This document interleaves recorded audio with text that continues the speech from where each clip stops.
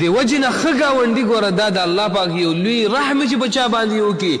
کم ځای کې چې یو سړی کور اخلي، یو سړی ځمکه اخلي، یو کور نیسي، ګوره د کور اخیستلو نه مخکې ګاونډي وګوره.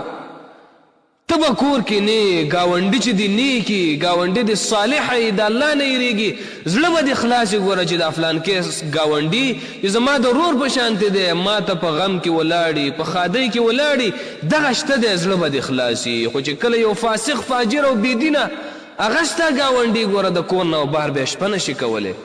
د وجې نه ابراهیم ابن ادهم رحمه الله د ده په باره کې راځي وایي د ده خوا ته یو ګاونډي اوسېده او دا ګاونډي داسې یو سړی و چې دا ډېر زیات غریب و. او ابراهیم ابن ادهم د دې تاریخ خو زموږ او ستاسو نه پټ نه دی چې دا څومره یو نیک او صالح او دینداره سړی و. وایي دا سړی ډېر زیات غریب و. وایي ده ویله چې زه کور خرڅومه.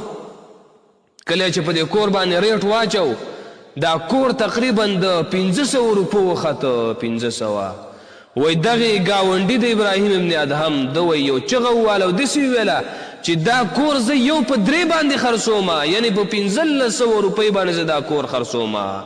هغه چا چې د کور اخسته او هغه چا چې په کور باندې ریټ اچولی و هغه ورته وویله چې ستا دماغ خراب دی، د 500 روپو کور ته څنګه په 1500 باندې خرڅوې؟ دا تا نه څوک اخلي؟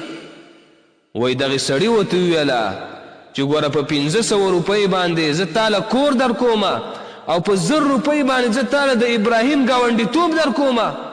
دا داسې یو سړی دی ګوره چې ده نه به ته په امن کې، د ده د ضرر نه به ته په امن کې، او څومره چې د ده وس کېږي تا ته خیر در رسوي، تا نه خپل شر بندوي، نو په دغه 1000 روپۍ زه د ده ګاونډیتوب در کومه. وایي کله چې ابراهیم ابن ادهم رحمه الله هغه د ده نه خبر شو، وراغلی ورته او داسې ورته وویله چې ته دې دا کور مه خرڅوه او په تا باندې چې کم قرضونه دي هغه به زه خلاص کړمه، خو کور دې مه خرڅوه. ګوره ولې؟ وایي ته چې زما ګاونډیتوب خوښې، قسم په الله ستا ګاونډیتوب زما هم خوښ دی، ته یو نیک سړی، ته یو ښه سړی، ته ما خوښې، نو دغه رنګې زه تا هم خوښومه. ته چې دا کور خرڅ کې پته نه لګي چې دې کور له بل څنګه سړی راځي او څنګه کس به راځي.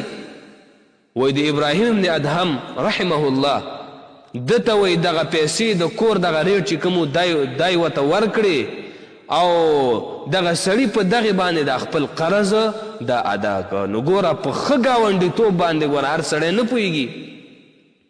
عقلمند سړی هغه به د دې خیال ساتي ګوره که ګاونډي دی غریب دی بېوسه دی او یو نیک سړی دی، تی د شر نه په امن کې او هغه د غریبۍ د وجې نه دغه ځای خرڅوي، دغه کور خرڅوي، د هغه سره مرسته وکړه، هغه له پیسې ورکړه، خو دا مه پرېږده چې دا کور خرڅ کړي.